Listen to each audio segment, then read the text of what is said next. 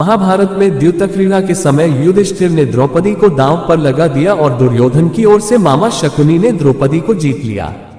उस समय दुशासन द्रौपदी को बालों से पकड़कर घसीटते हुए सभा में ले आया।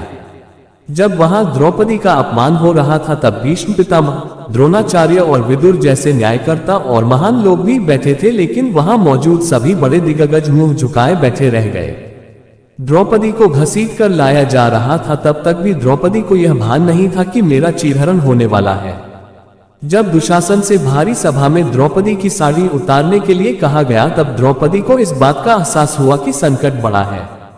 उस वक्त उनने अपने सबसे प्रिय सखा भगवान श्री कृष्ण का नाम पुकारा। हरि हरि अभयम कृष्णा अभयम। उद्धव गीता या उद्धव भागवत में श्री कृष्ण के सखा उद्धव उनसे इस संबंध में कई सवाल करते हैं। आओ जानते हैं श्री कृष्ण उद्धव संवाद को। उद्धव कहते हैं, हे कृष्ण, आप पांडवों के आत्मीय प्रिय मित्र थे। आजाद बांधव के रूप में उन्होंने सदा आप पर पूरा भरोसा किया। कृष्ण, आप महान ज्ञानी हैं।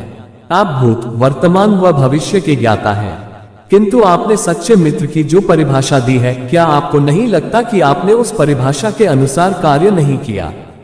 आपने धर्मराज युधिष्ठिर को द्यूत जुआ खेलने से रोका क्यों नहीं? चलो ठीक है कि आपने उन्हें नहीं रोका, लेकिन आपने भाग्य को भी धर्मराज के पक्ष में भी नहीं मोहा। आप चाहते तो युधिष्ठिर जीत सकते थे। आप कम से कम उन्हें धन, राज्य और यहां तक कि खुद को हारने के बाद तो रोक सकते थे।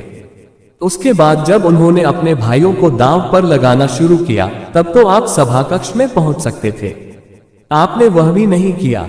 उसके बाद जब दुर्योधन ने पांडवों को सदैव अच्छी किस्मत वाला बताते हुए द्रौपदी को दांव पर लगाने को प्रेरित किया और जीतने पर हारा हुआ सब कुछ वापस कर देने का लालच दिया, कम से कम तब तो आप हस्तक्षेप कर ही सकते थे।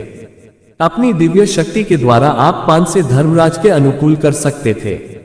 इसके स्थान पर आपने तब हस्तक्षेप किया जब द्रौपदी लगभग अपना शील खो रही थी। तब आपने उसे वस्त्र देकर द्रौपदी के शील को बचाने का दावा किया। लेकिन आप यह दावा भी कैसे कर सकते हैं?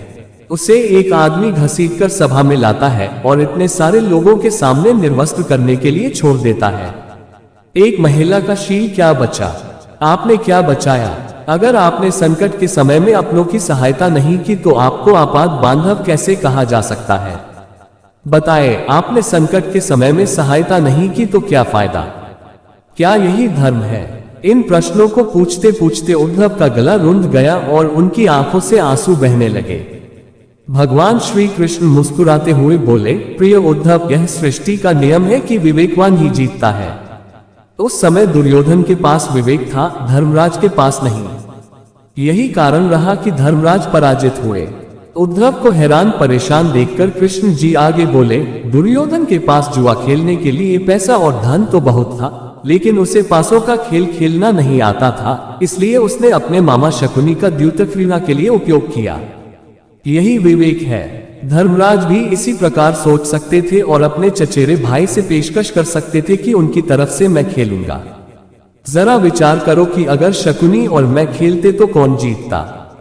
पासे के अंक उसके अनुसार आते या मेरे अनुसार? चलो इस बात को जाने दो। उन्होंने मुझे खेल में शामिल नहीं किया, इस बात के लिए उन्हें क्षमा किया जा सकता है। लेकिन उन्होंने विवेक शून्यता से एक और बड़ी गलती की, और वही यह कि उन्होंने मुझसे प्रार्थना की कि मैं तब तक सभा कक्ष में न आऊं जब तक कि मुझे बुलाया न जाए, क्योंकि वे अपने दुर्भाग्य से खेल मुझसे छुपकर खेलना चाहते थे। वे नहीं चाहते थे मुझे मालूम पड़े कि वे जुआ खेल रहे हैं।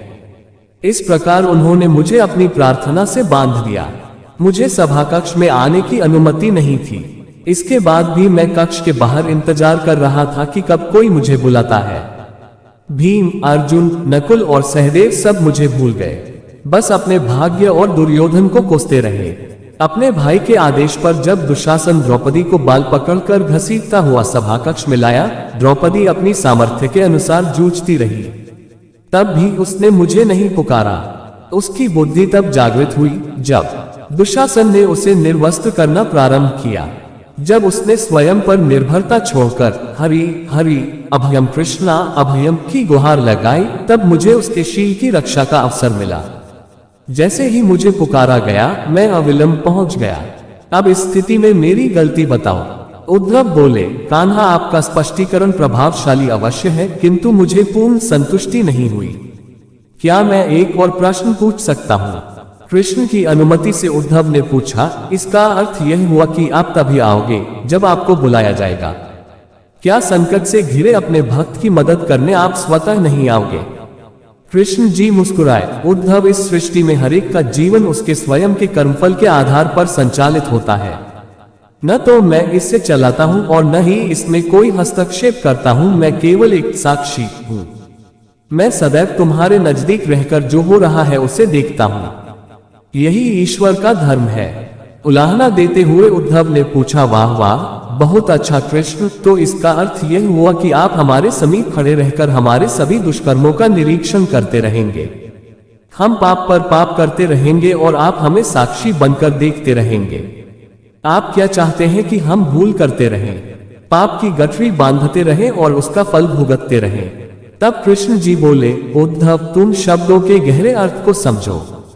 जब तुम समझकर अनुभव कर लोगे कि मैं तुम्हारे समीप साक्षी के रूप में हर पल हूं, तो क्या तुम कुछ भी गलत या बुरा कर सकोगे? तुम निश्चित रूप से कुछ भी बुरा नहीं कर सकोगे। जब तुम यह भूल जाते हो और यह समझने लगते हो कि मुझसे छुपकर कुछ भी कर सकते हो, तभी तुम कठिनाइयों में फंसते हो। धर्मराज का अज्ञान यह था कि उसने माना कि वह मेरी जानकारी के बिना जुआ खेल सकता है।